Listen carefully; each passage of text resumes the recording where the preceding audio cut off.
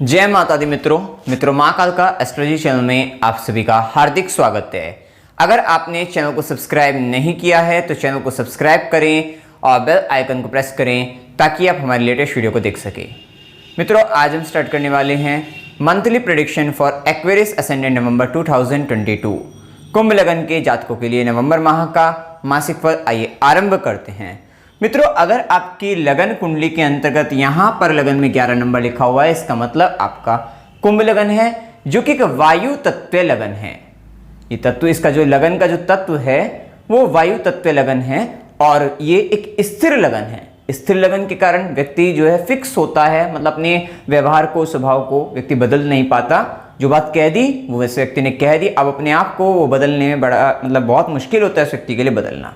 साथ ही वायु तत्व लगन के कारण डिजायर काफी अधिक पाई जाती है, इच्छा काफी अधिक होती है। और वैसे भी ये शनि का लगन जो रहता है ये काल पुरुष कुंडली के अंतर्गत एकादश भाव लाभ भाव में आता है, तो व्यक्ति प्रॉफिट के बारे में ज्यादा सोचता है, लाभ के बारे में, धन के बारे में ज्यादा सोचता है। और इसको राहु का भी लगन कहते हैं, तो वो जो डिजायर होती है वो इल्यूजन बहुत अधिक आता है इन व्यक्तियों के अंतर्गत, भ्रम उत्पन्न काफी अधिक रहता है। और साथ ही जैसे कि कुंभ की अगर हम बात करें तो वो घड़ा होता है, उस घड़े के अंतर्गत जैसे पानी अगर ज्यादा लंबे समय तक ठहर जाए तो सड़ने लग जाता है। इसी प्रकार अगर व्यक्ति के अंतर्गत कुछ बातें लंबे समय से चल रही हैं तो वो व्यक्ति को परेशानी उत्पन्न हो जाती है, वो सोचता रहता है इन बातों के बारे में, तो उनको कहीं ना कहीं आपको शेयर कर लेना चाहिए किसी न किसी व्यक्ति के साथ। अब देखिए यहाँ पर लग्नेश की स्थिति को देखें तो लग्नेश अब मार्गीय अवस्था के अंतर्गत 12वें घर में स्वराशि होकर गोचर कर रहे हैं। लग्नेश का 12वें में जाना व्यक्ति अकेले में तो होता है, अपने आप को अकेलापन व्यक्ति महसूस करता है, वो कहीं ना कहीं लंबी यात्रा दूर देश प्रदेश चला जाता है,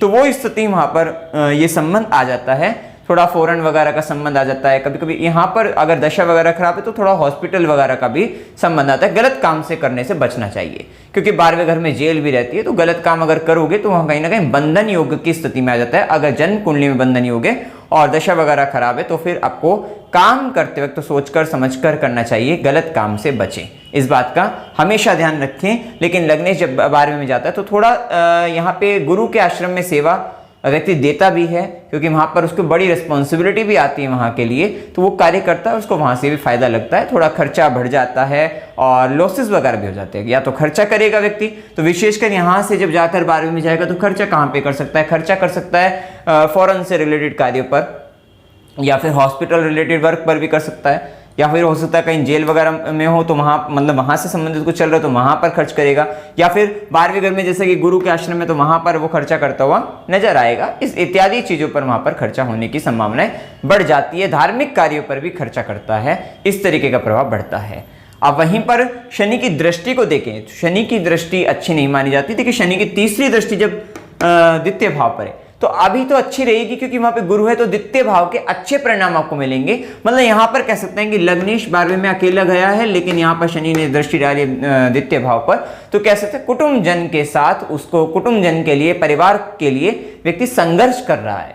हो सकता है कि परिवार के अंतर्गत थोड़ा वहां पर कुछ गलत फहमी चल रही है जिसके कारण व्यक्ति को संघर्ष करना पड़ रहा है, तो इस तरीके की स्थिति, या धन को संचित करने के लिए उसको संघर्ष हो सकता है। और देखिए यहाँ पर गुरु स्वराशि भी है, शनि की दृष्टि भी है, तो धन तो आएगा और संचित भी हो जाएगा आपका काफी हद तक, कुछ संचित भी होगा, कुछ खर्चा होगा, जैसा कि मैंने बताया अभी लग्नेश 12वें में गया है, क्योंकि आपके चार्ट में यहाँ पर धनेश और आयेश आपके गुरु ही बनते हैं, जो कि स्वराशि अवस्था में वक्री चल रहे हैं। यहाँ पर एक स्थिति और बनती है कि अभी 24 नवंबर तक आप देखोगे कि आप कुछ कुटुंब से संबंधित, धन से संबंधित, आय से संबंधित अपने, और कुछ सेविंग से रिलेटेड कुछ ऐसे कार्य, या चाचा, बड़े भाई बहन, मित्र से संबंधित कुछ ऐसे कार्य आप करते नजर आएंगे। कुछ पेंडिंग वर्क, कुछ पिछले पुराने आपके रुके हुए अटके हुए काम है, उनको पूरा करते हुए नजर आएंगे इस समय के अंतर्गत। ये स्थिति भी आप यहाँ पर देखोगे तो ये परिणाम आपको देखने को मिलेंगे।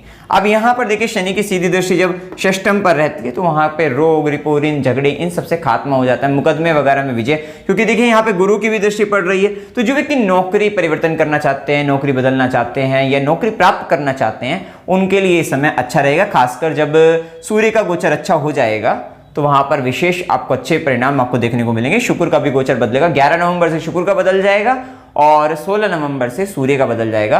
और इसी के साथ मंगल का भी गोचर बदलेगा, कर्मेश का गोचर बदलेगा। तो ये बहुत अच्छा टाइम रहेगा। आप देखिए कि 16 नवंबर के बाद आपको कर्म क्षेत्र में एक अलग ही तेजी और एक अच्छी स्थिति वहां पर देखने को मिलेगी। आपको फायदा और लाभ आपको होते हुए नजर आ रहे हैं। कुल मिलाकर इस समय आपके लिए वहां पर अच्छा रहेगा। वहीं शनि की दशम दृष्टि को देखें तो वो नवम भाव पर रहती है। धर्म के कार्य, पिता से जुड़े हुए कुछ कार्य, पिता की जिम्मेदारी को पूरी करते हुए नजर आओगे, पिता से जुड़े हुए कार्य करते हुए नजर आओगे, गुरु के लिए सेवा, कुछ ऐसे काम वो करते हुए नजर आओगे, धर्म के काम करोगे। धर्म के काम अर्थात जो कार्य आपके लिए धर्म से जुड़ा हुआ लगता हो सकता है गरीबों की सेवा आपके लिए धार्मिक कार्य, मतलब आपके लिए पूजा पाठ धार्मिक कार्य ज्यादा ना होकर आपके लिए गरीबों की सेवा करना, दीन दुखियों की सेवा करना, मदद करना, इस तरीके के काम आप ज्यादा पसंद करते हैं। तो वो काम आपके लिए धार्मिक कार्यों की तरह से आप उसको करते हुए नजर आ रहे हैं। मतलब इस तरीके के कार्य करके आप अपने आप की मतलब यहाँ पर एक अच्छी स्थिति आप देखने को मिलेगी आपको। उसके बाद देखिए गुरु का, जैसे कि हमने बताया, तो गुरु स्वराशि है धन भाव में, तो जो कि एक अच्छी स्थिति कह सकते हैं। धन को लेकर, आय को लेकर, कुटुंब जन को लेकर यहाँ पर कुछ संघर्ष तो रहेगा जैसा पहले भी बताया, लेकिन स्थिति ठीक है। इसके बाद देखिए गुरु की दृष्टि, 5वीं दृष्टि पर थोड़ा सा लीवर किडनी से रिलेटेड प्रॉब्लम हो सकती है, तो उसका ध्यान रखिएगा अपना। और गुरु की सीधी दृष्टि अष्टम भाव पर रहती है, तो ज्ञान की भी प्राप्ति होती है। गुप्त विद्याओं का व्यक्ति को ज्ञान प्राप्त हो जाता है, आध्यात्मिक ज्ञान व्यक्ति को मिल जाता है, और तंत्र शास्त्र वगैरह से भी इससे रिलेटेड जुड़ा हुआ भी ज्ञान व्यक्ति को मिलता है। तो वो सब चीज़ों में रुचि भी बढ़ती है और फायदा भी यहाँ पर दिखाई देता है। साथ ही ससुराल पक्ष के साथ चल रही अगर संबंध में परेशानी थी, वो परेशानियां भी आपकी दूर होती हुई दिखाई देंगी। वहाँ पर एक मधुर संबंध बनते हुए दिखाई दे रहे हैं। वहीं गुरु की 9वीं दृष्टि कर्म भाव पर है।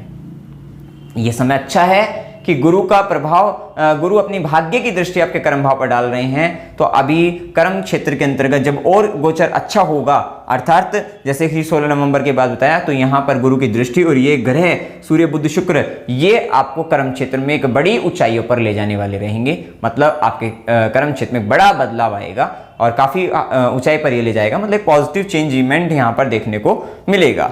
इसी के साथ देखिए यहाँ पर हम प्रभाव देखें, लग्नेश की स्थिति को हमने देख ही लिया है, और इसी के गुरु का भी प्रभाव हमने देखा। गुरु वक्री भी है।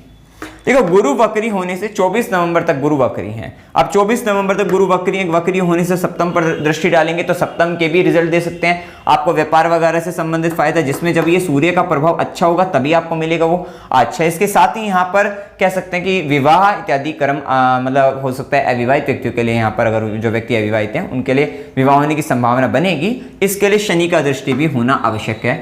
केवल गुरु का दृष्टि है, आशीर्वाद तो मिल रहा है, आपके हो सकता है रिश्ते वगैरह आ रहे हैं, लेकिन बात नहीं बन पा रही है क्योंकि शनि समय नहीं आया एक तरीके से। तो शनि का दृष्टि यदि आपकी जन्म कुंडली के अंतर्गत गोचर के शनि की सूर्य पर दृष्टि हो, या जो आपकी राशि है वहां से सप्तम पर या सप्तमेश पर दृष्टि पड़ जाए, तो ये समय फिर आपके लिए 24 नवंबर तक बहुत अच्छा रहेगा, विवाह इत्यादि कार्यों के लिए अच्छा रहेगा। साथ ही यहाँ पर गुरु का वक्री होने से एक फायदा और है कि अगर दाम्पत्य जीवन का, क्योंकि यहाँ पर सूर्य पीड़ित अवस्था में है, तो भी दाम्पत्य जीवन के साथी के साथ कोई परेशानियाँ वहाँ पर अगर चल रही है, या वो परेशान है, हेल्थ स्वास्थ्य की हानि उसको चल रही है, तो वहीं गुरु की दृष्टि उसमें दाम्पत्य जीवन को मेंटेन कर रही है। मतलब एक सामंजस्य स्थापित वहाँ पर कर रही है, एक स्थिति को बेहतर कर रही है, कि बचाव की स्थिति में रख रही है आपको, ऐसा आप समझ सकते हैं। या व्यापार को लेकर भी कुछ परेशानी अगर आपको चल रही थी, तो 24 नवंबर तक गुरु की दृष्टि आपको बचाव देगी, और उसके बाद सूर्य का भी गोचर अपना अच्छा हो जाएगा।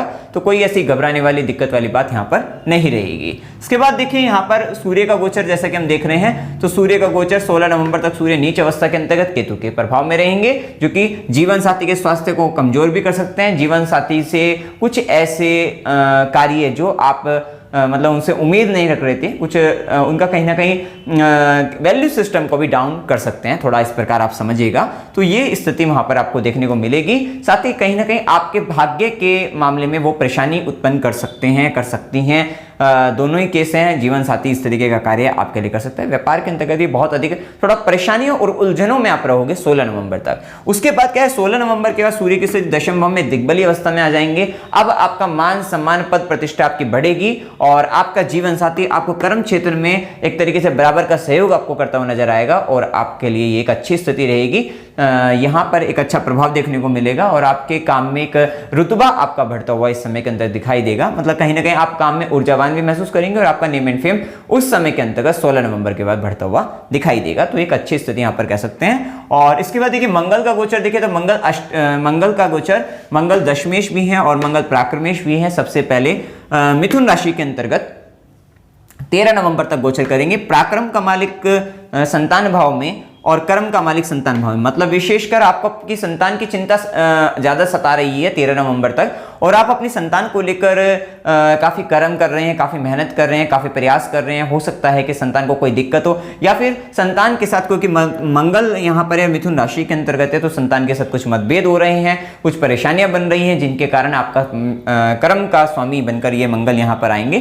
तो कहीं ना कहीं कुछ एफर्ट, कुछ प्रयास आपके अपने जीवन साथी को यहाँ पर संतान को लेकर, प्रेम संबंधों को लेकर विशेष तौर पे बनते हुए दिखाई देते हैं। तो यहां पर ये स्थिति बनती हुई दिखाई देगी। वहीं मंगल की दृष्टियों की अगर देखें तो मंगल की चौथी दृष्टि रहेगी, लेकिन गुरु का पूर्ण प्रभाव है, तो यहां पर मंगल की दृष्टि शुभ रहेगी, आपको गुप्त ज्ञान प्रदान करने वाली और रिसर्च वर्क से आपको फायदा दिलाने वाली रहेगी, या कोई टेक्निकल वर्क अगर आप करते हैं तो वहां पर भी आपको फायदा रहेगा। एक बात और, जब कर्म का मालिक बनकर मंगल ज्ञान भाव में आएंगे तो ये टेक्निकल एजुकेशन के लिए बहुत अच्छा रहेगा। 13 नवंबर तक का समय, आप टेक्निकली अगर आप टेक्निकल एजुकेशन ले रहे हैं या टेक्निकल फील्ड से जुड़े हुए हैं तो वहां पर आप बहुत अच्छा करते हुए नजर आएंगे। साथ ही मंगल अपने आय भाव को देखेगा, वहां से आपको आय भी प्राप्त हो सकती है, लाभ आपको हो सकता है। और बड़े भाई बहनों के साथ थोड़ा, अभी जब मंगल का गोचर 16 नवंबर के बाद, 13 नवंबर के बाद से वहां पर ये मंगल दिक्कत करेगा, अभी हम आगे बताएंगे।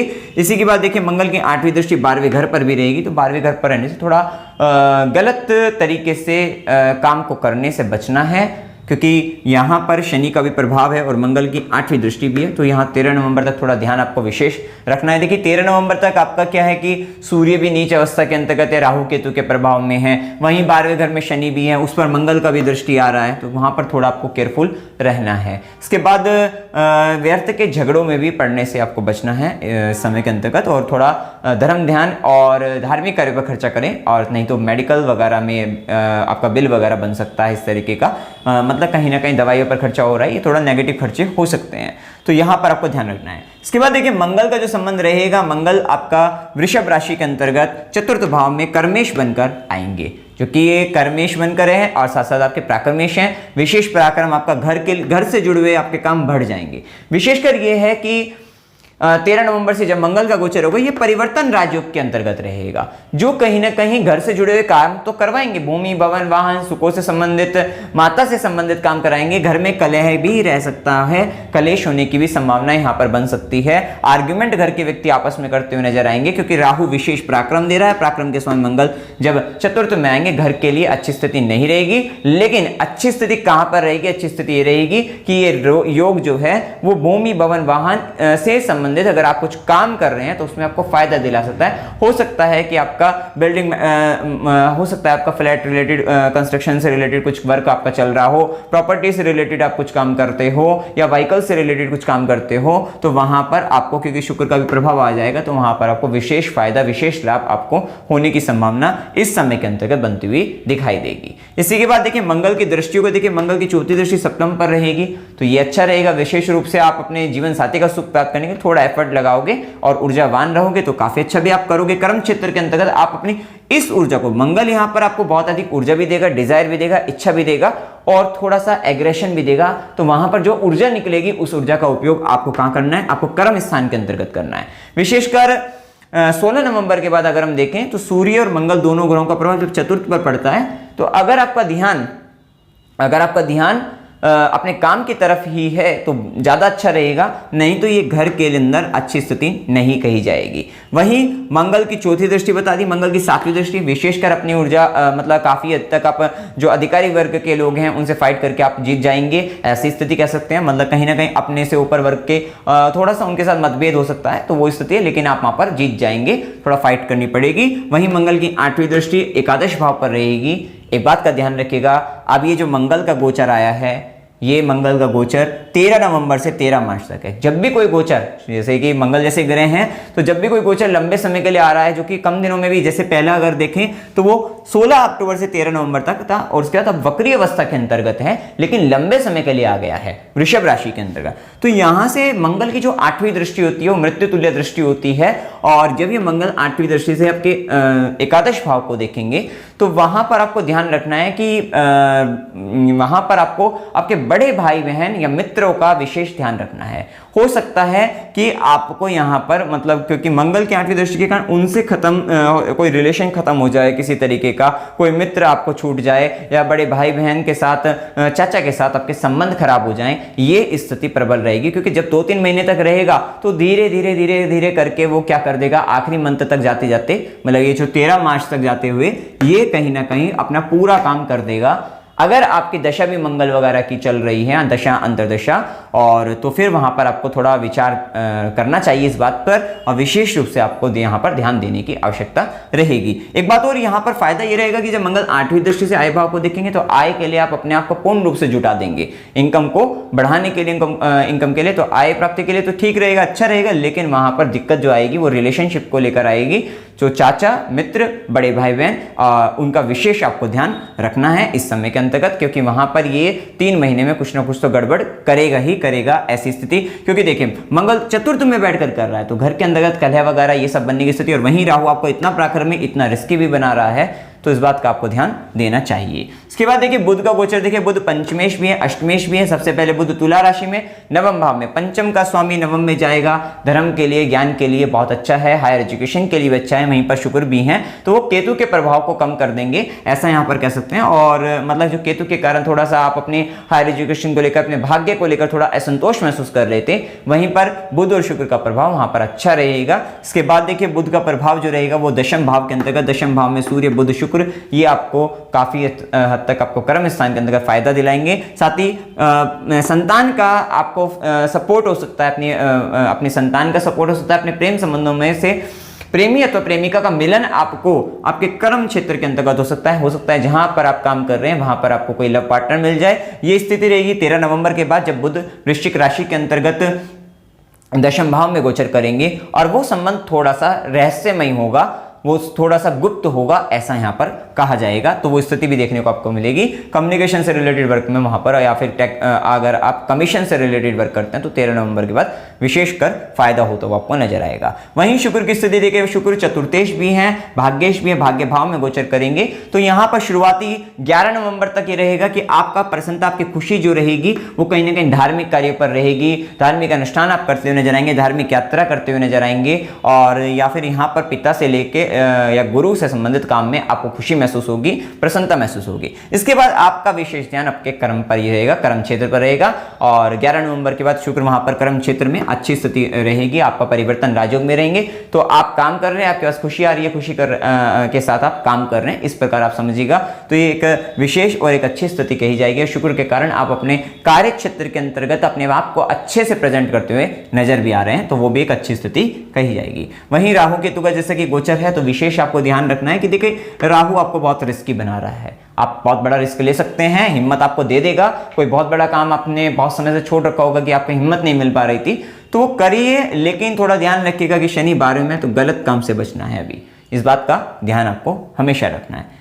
आप देखिए शुभ दिन 2 से 4, 4 से 6, 9 से 11, 11 से 13, 21 से 23, 23 से 25, 25 से 27, ये दिन आपके लिए शुभ दिन है। तो शुभ दिनों के अंतर्गत आप कोई शुभ कार्य करना चाहते हैं तो वो आप कर सकते हैं, आपको लाभ मिलेगा। 1 से 2, 6 से 9, 13 से 16, 18 से 21, 21 से 23, 27 से 29, ये दिन अशुभ है। शुभ दिनों में ज्यादा धन प्राप्त आप कर सकते हैं। अशुभ दिनों में मानसिक रूप से तनाव, रोग, रिपुरिन, झगड़े का संबंध, किसी तरीके की नेगेटिव चीजों का संबंध इस समय के अंतर्गत आ सकता है। आप अपने आप को काफी परेशान महसूस कर सकते हैं। जो दिन इनमें कॉमन है उसमें हो सकता है कि आपको लाभ तो अच्छा हो रहा हो लेकिन आप परेशान हो, तो मिला जुला दिन रहेगा। यात्रा के युग में आकस्मिक यात्रा 13 से 16, 18 से 21 की हो सकती है।